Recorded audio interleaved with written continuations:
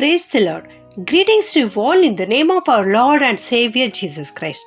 Today's Bible verse, Psalms 40 verse 17. You are my Savior and my God, hurry to my aid. ಕೀರ್ತನೆಗಳು 40:17 ವಚನ. ನನ್ನ ದೇವರೇ, ನೀನೇ ನನಗೆ ಸಹಾಯಕನೂ ರಕ್ಷಕನೂ ಆಗಿದ್ದಿ, ತಡ ಮಾಡಬೇಡ. ಇಲ್ಲಿ ಅರಸನಾದ ದಾವೀದನು ಕರ್ತನ ಪ್ರಸನ್ನತೆಯನ್ನು ಅನುಭವಿಸುತ್ತಾ ಈ ಮಾತನ್ನು ಹೇಳ್ತಾ ಇದ್ದಾನೆ. ಪ್ರಿಯರೇ, ದೇವರೇ ನನಗೆ ಸಹಾಯಕನಾಗಿದ್ದಾನೆ, ದೇವರೇ ನನಗೆ ರಕ್ಷಕನಾಗಿದ್ದಾನೆ ಎಂಬುದಾಗಿ ಹೇಳ್ತಾ ಇದ್ದಾನೆ. ಹೌದು, ನಮ್ಮ ಕರ್ತನು ಅಂದು ಜೀವಂತನಾಗಿರುವ ದೇವರು ಇಂದೂ ಕೂಡ ಜೀವಂತನಾಗಿದ್ದಾರೆ. ಅಂದು ದಾವೀದನಿಗೆ ಸಹಾಯ ಮಾಡಿದ ದೇವರು ಇಂದೂ ಕೂಡ ನನ್ನನ್ನು ನಿನ್ನನ್ನು ಸಹಾಯ ಮಾಡಲಿಕ್ಕೆ ಆಶಿಸುವಂಥ ದೇವರು ನಮ್ಮ ದೇವರಾಗಿದ್ದಾರೆ. ನಮ್ಮ ಕರ್ತನು ಯಾವತ್ತಿಗೂ ತಡ ಮಾಡುವುದಿಲ್ಲ, ಎಲ್ಲವನ್ನು ಸಕಾಲದಲ್ಲೇ ಮಾಡಿ ಮುಗಿಸುವಂಥ ದೇವರು ನಮ್ಮ ದೇವರಾಗಿದ್ದಾರೆ ಎಂಬುದಾಗಿ ಪ್ರಸಂಗಿ 3:13 ನಾವು ನೋಡ್ತೇವೆ. ಹೌದು, ನಾವು ಅಂದುಕೊಳ್ಳುತ್ತೇವೆ ದೇವರು ನನ್ನ ಜೀವಿತದಲ್ಲಿ ಆಶೀರ್ವಾದ ಮಾಡುತ್ತಾ ಇಲ್ಲ, ಆಶೀರ್ವಾದಕ್ಕೆ ತಡೆಯಾಗುತ್ತಾ ಇದೆ, ಎಲ್ಲವೂ ತಡವಾಗುತ್ತಾ ಇದೆ ಎಂಬುದಾಗಿ ನಾವು ಅಂದುಕೊಳ್ಳಬಹುದು. ಆದರೆ ನಮ್ಮ ದೇವರು ಸಕಾಲಕ್ಕೆ ಎಲ್ಲವನ್ನು ಮಾಡಿ ಮುಗಿಸುವಂಥ ದೇವರು. ಕಾನಾವೂರಿನ ಮದುವೆಯಲ್ಲಿ ದ್ರಾಕ್ಷಾರಸವು ಕಡಿಮೆಯಾದಾಗ ಯೇಸು ಸ್ವಾಮಿಯ ತಾಯಿ ಬಂದು ಆತನಿಗೆ ದ್ರಾಕ್ಷಾರಸ ಖಾಲಿಯಾಗಿದೆ ಎಂಬುದಾಗಿ ಹೇಳಿದಾಗ ಯೇಸು ಸ್ವಾಮಿ ಏನು ಹೇಳುತ್ತಾರೆ? ನನ್ನ ಸಮಯವು ಇನ್ನೂ ಬಂದಿಲ್ಲ ಎಂಬುದಾಗಿ ಹೇಳ್ತಾರೆ. ಹೌದು, ಎಲ್ಲ ಸಮಯಗಳನ್ನು ತಕ್ಕ ಕಾಲದಲ್ಲಿ ಆತನು ಮಾಡಿ ಪರಿಪೂರ್ಣಗೊಳಿಸುವಂಥ ದೇವರು ನಮ್ಮ ದೇವರಾಗಿದ್ದಾರೆ. ಅರಣ್ಯಕಾಂಡ 23:19 ನಾವು ನೋಡ್ತೇವೆ, ದೇವರು ಮನುಷ್ಯನಂತೆ ಎರಡು ಮಾತಿನವನಲ್ಲ, ಮಾನವನಂತೆ ಮನಸ್ಸನ್ನು ಬೇರೆ ಮಾಡಿಕೊಳ್ಳುವವನಲ್ಲ ಎಂಬುದಾಗಿ. ಹೌದು, ನಮ್ಮ ದೇವರು ಮನಸ್ಸನ್ನು ಬೇರೆ ಮಾಡಿಕೊಳ್ಳುವವರಲ್ಲ, ಮನುಷ್ಯರ ಹಾಗೆ ಎರಡು ಮಾತಿನವನಲ್ಲ. ಆತನು ನುಡಿದಂತೆ ನಡೆಯುವಾತನು, ನುಡಿದದನ್ನು ನೆರವೇರಿಸುವಾತನು. ಆತನು ಖಂಡಿತವಾಗಿಯೂ ವಿಶ್ವಾಸಕ್ಕೆ ಅರ್ಹನಾಗಿದ್ದಾನೆ. ಆತನು ವಾಗ್ದಾನವನ್ನು ಮಾಡಿ ನಮ್ಮ ಜೀವಿತದಲ್ಲಿ ಅದನ್ನು ನೆರವೇರಿಸುವಂಥ ದೇವರಾಗಿದ್ದಾರೆ. ನನ್ನ ಪ್ರಿಯ ದೇವಜನರೇ, ನಿಮ್ಮ ಜೀವಿತದಲ್ಲಿ ಆಶೀರ್ವಾದಗಳು ತಡವಾಗುತ್ತಾ ಇವೆಯಾ?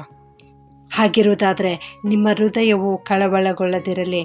ಇನ್ನು ಕೆಲವೇ ಸಮಯದಲ್ಲಿ ಕರ್ತನು ನಿನ್ನ ಚಿಂತಾಭಾರವನ್ನೆಲ್ಲ ತೊಲಗಿಸುತ್ತಾರೆ, ನಿನ್ನ ಶ್ರಮೆಗಳೆಲ್ಲ ಹೋಗುತ್ತವೆ. ಕರ್ತನು ನಿನಗೆ ಆಶೀರ್ವಾದ ಮಾಡುತ್ತಾರೆ. ಕರ್ತನು ತಡ ಮಾಡಬಹುದು, ಆದರೆ ತಾತ್ಸಾರ ಎಂದಿಗೂ ಮಾಡುವುದಿಲ್ಲ. ಯೆಹೆಜ್ಕೇಲ 12:25 ನಾವು ನೋಡ್ತೇವೆ, ನಾನು ಕರ್ತನು, ನಾನು ನುಡಿದೇ ನುಡಿಯುವೆನು, ನಾನು ನುಡಿದ ಮಾತು ನೆರವೇರುವುದು, ಇನ್ನು ನಿಧಾನವಾಗುವುದು ಎಂಬುದಾಗಿ ದೇವರಲ್ಲಿ ವಾಕ್ಯದಲ್ಲಿ ನಮಗೆ ತಿಳಿಸಿಕೊಡ್ತಾ ಇದ್ದಾರೆ. ನನ್ನ ಪ್ರಿಯ ದೇವಜನರೇ, ಇದುವರೆಗೆ ತಡೆಯಾಗಿರುವ ಎಲ್ಲ ಆಶೀರ್ವಾದಗಳು ಇನ್ನು ಮುಂದೆ ಕರ್ತನು ನಿನ್ನ ಜೀವಿತದಲ್ಲಿ ಪೂರ್ತಿಗೊಳಿಸಲಿಕ್ಕಿದ್ದಾರೆ. ಜ್ಞಾನೋಕ್ತಿ 13:12 ನಾವು ನೋಡ್ತೇವೆ, ಕೋರಿದ್ದಕ್ಕೆ ತಡವಾದರೆ ಮನಸ್ಸು ಬಳಲುವುದು, ಕೈಗೂಡಿದ ಇಷ್ಟಾರ್ಥವು ಜೀವವೃಕ್ಷವು ಎಂಬುದಾಗಿ. ಹೌದು, ನಿನ್ನ ಜೀವಿತದಲ್ಲಿ ಜೀವವೃಕ್ಷದ ಆನಂದವನ್ನು ನೀಡಲಿಕ್ಕೆ ದೇವರು ಆಶಿಸ್ತಾ ಇದ್ದಾರೆ. ಅದಕ್ಕಾಗಿ ತಾಳ್ಮೆಯಿಂದ ಕಾದಿರು, ತಕ್ಕ ಸಮಯದಲ್ಲಿ ಎಲ್ಲವೂ ಒಳ್ಳೆಯದಾಗುತ್ತದೆ. ನೀನು ಕರ್ತನಿಗಾಗಿ ಕಾದಿರು, ತಡವಾದರೂ ಕೂಡ ಅದು ಒಳ್ಳೆಯದಕ್ಕಾಗಿಯೇ. ಒಂದು ವೇಳೆ ನಿನ್ನ ಜೀವಿತದಲ್ಲಿ ಆಶೀರ್ವಾದಕ್ಕೆ ತಡವಾಗುತ್ತಾ ಇದೆ ಎಂದರೆ ಕರ್ತನು ನಿನ್ನ ಜೀವಿತದಲ್ಲಿ ಅತ್ಯುತ್ತಮವಾದದನ್ನು ಕೊಡಲಿಕ್ಕೆ ಸಿದ್ಧಪಡಿಸ್ತಾ ಇದ್ದಾರೆ ಎಂಬುದಾಗಿ. ಆದುದರಿಂದ ನಿರಾಶನಾಗಬೇಡ, ಕರ್ತನನ್ನು ಸ್ತುತಿಸು.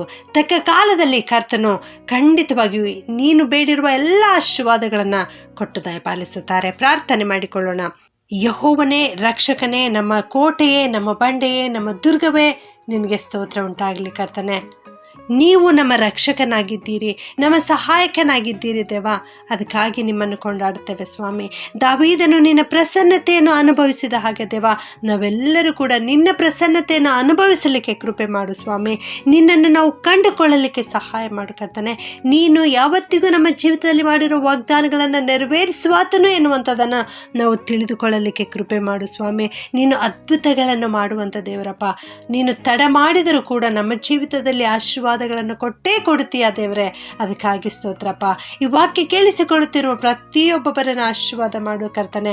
ಅವರು ಯಾವ ಒಂದು ಆಶೆಯಿಂದ ನಿನ್ನ ಪಾದದಲ್ಲಿ ಬಂದಿದ್ದಾರೋ, ಯಾವ ಒಂದು ಬೇಡಿಕೆಯನ್ನು ತೆಗೆದುಕೊಂಡು ನಿನ್ನ ಪಾದದಲ್ಲಿ ಬಂದಿದ್ದಾರೋ, ಅವರೆಲ್ಲ ಬೇಡಿಕೆಗಳನ್ನು ಈಡೇರಿಸು ಸ್ವಾಮಿ.